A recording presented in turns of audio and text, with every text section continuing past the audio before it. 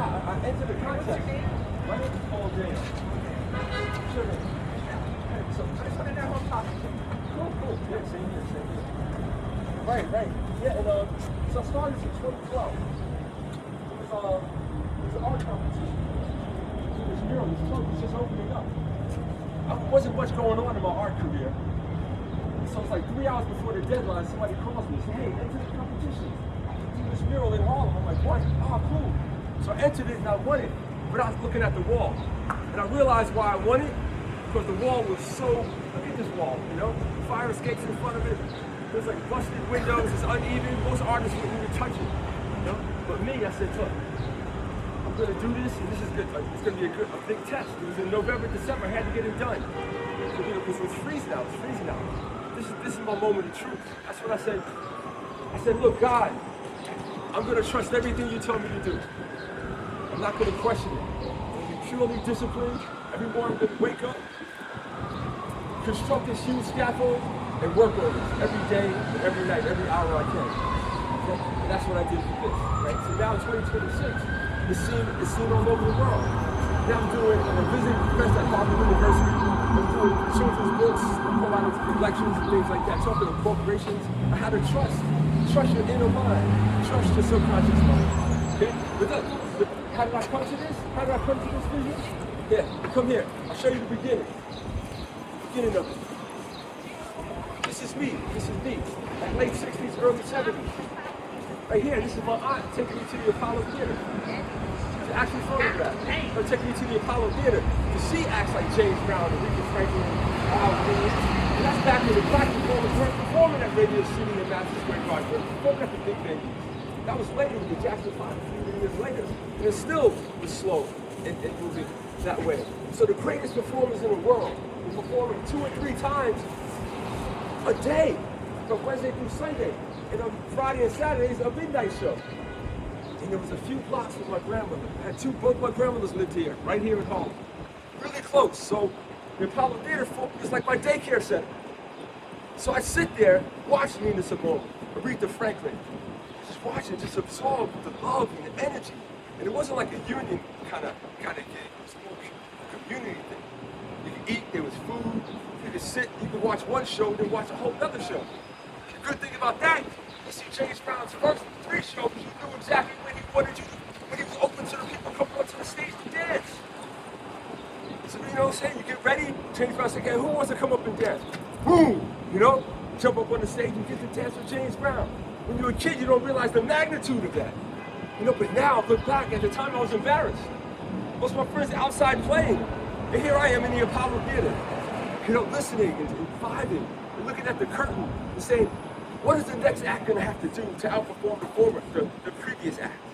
And that formed my imagination, and that formed my art aesthetic all through Harlem. I was afraid to take an art class. When I realized Michael Jackson, Prince, Aretha Franklin don't read music. So who's their music teacher? Who's their music teacher? What does Michael Jackson say to me? He said it comes from up above. You gotta be open to reflect and become a vessel to what the gods and the higher spirits want people to feel. So I don't think when I paint. I wake up every morning like 3:30 a.m. and without thinking, I just flow. That's an exercise. So I'm not thinking about horizontal stuff. I'm not thinking about the past, what's been done before. Why am I alive if I'm gonna do what somebody did already? I'm saying, so I'm open to the higher spirits, to God, just work through me so people can all feel your glory and feel your light. That's the difference, and that's what we love in our favorite athletes, our favorite entertainers, our favorite people. They have a certain light. They're not thinking about what other people are doing. They're not thinking about the negatives. And so for politics, for sports, Harlem is a sacred ground. If you was to run for president right now in the United States, how much money would you have to raise? This is hundreds of millions, a billion, probably a billion. For over $1 billion. Check this guy right here. Adam Clayton Powell Jr. Never spent a penny in campaigning. He never lost one election. He wasn't bought and sold. He wasn't a puppet. That's what was great about Harlem. It was a safe place for black geniuses to come and thrive and rock and do their thing. From street ball, Joe Hammond, Steph Curry imitated his game and changed the game forever. 50 years ago, Joe Hammond was doing that in Harlem. where street ball started. This is where bebop started. This is where Adam Clayton Powell Jr. did his thing, passed 60 bills in 5 years. He was going head of the education committee. Pure cheap.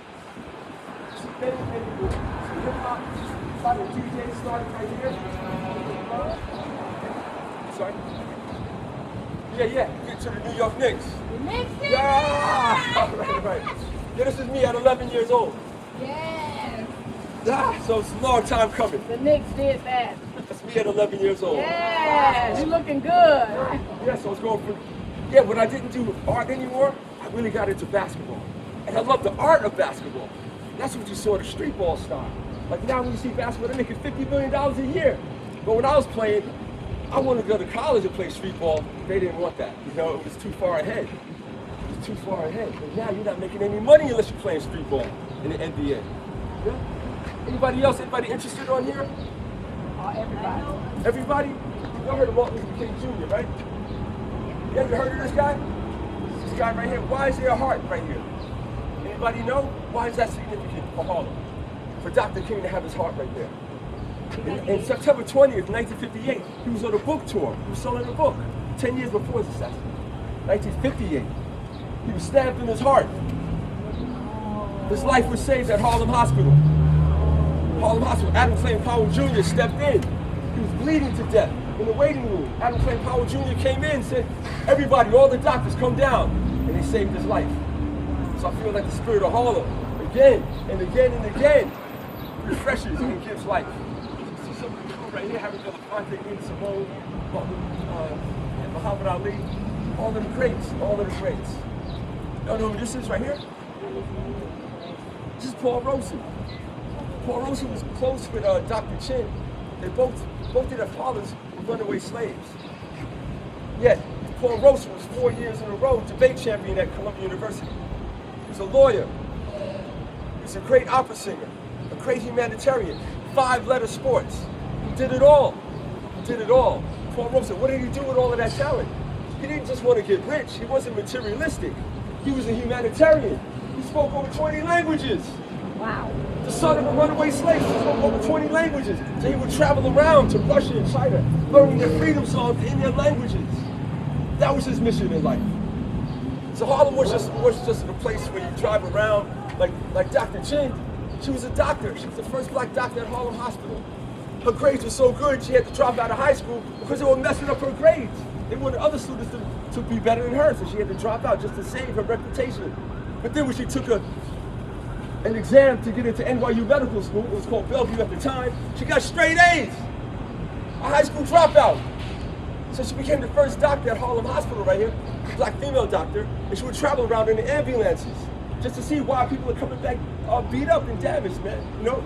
So she really loved for people. She did it from her heart. She was a humanitarian. She didn't get that degree so she could flaunt and they couldn't feel less. She did it to bring healthcare to her community. Some of the innovations she created for female healthcare, from cervical cancer to breast cancer, they're using today in 2026. She never let anything stop her. She would be on 125th Street, right there, the main street, pre-diagnosing women for cancer.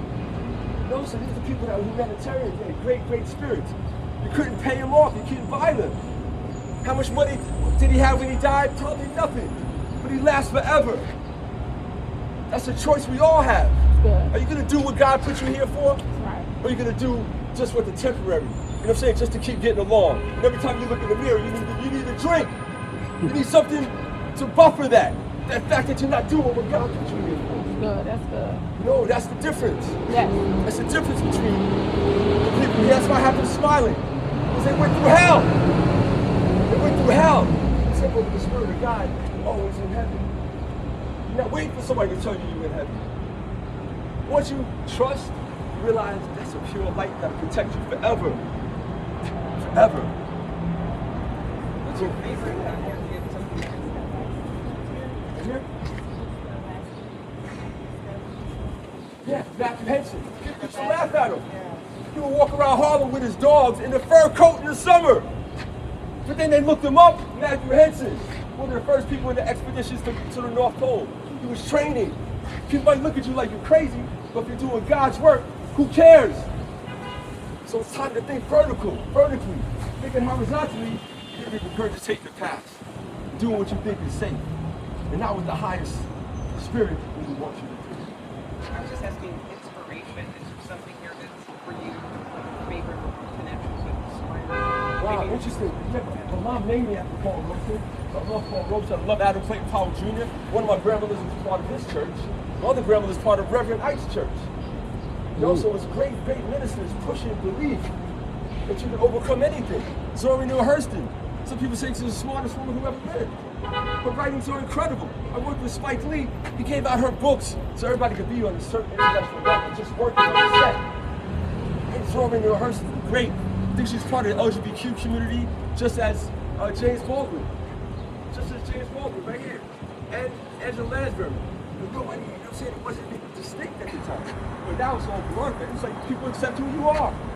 If you're a genius, be a genius. You know? Just bring the love. Bring the love. Cool. Questions? I have a question. Yeah. Do you plan on putting any more people on the wall? Definitely, man. I'm constantly getting Make a emails. suggestion? Oh, okay. I'm constantly getting emails and phone calls. Hey, you didn't know this person from Harlem? This person did this person did that. So it's a constant educational for me. I'm always a student. Talk about this is Malcolm and that was like a family tree or a... Yeah, it's based on Edward Hopper, the painter, 1947 Nighthawks painter. So it's like a nightclub. So I just have some of these masterminds right here with Malcolm X being the detail and bringing it with him. You know, bringing that fearlessness. He broke down walls in your mind. You're just hearing his voice. And he's a great tourist with his voice. You see Harry Belafonte, Nina Simone, Dr. King, Muhammad Ali. The great couple right here, Oscar Davis and Ruby Dee. You know, and Freddie Douglass and Harry Jackson. Some of the other greats all around. I think there's over 150 of the great ones all around. All right, well, thank you, Paul. Thank you, Mr. Larry. Yo, you guys lucked up. I don't know how you found him. But he's the only tour guide that I respect. He's the only one that knows anything. Right? Everybody else, I hear their stories. I'm like, what are you talking about? Quietly, I don't say anything out loud. Is that Gil Scott Heron? He's got hurt? No, he's going up though. He's gonna go up. Yeah, my son's actually playing him in a performance. You like Gil Scott Heron? Oh, yeah. Yeah, he's great. We have to stay in contact. I love you. You're doing a We've got a performance. guy in Edinburgh, a guy called Daki Ramali, and he does a Gil Scott Heron set. It's absolutely fantastic. Really? Yeah. Oh, wow, you gotta send me a link. Yeah.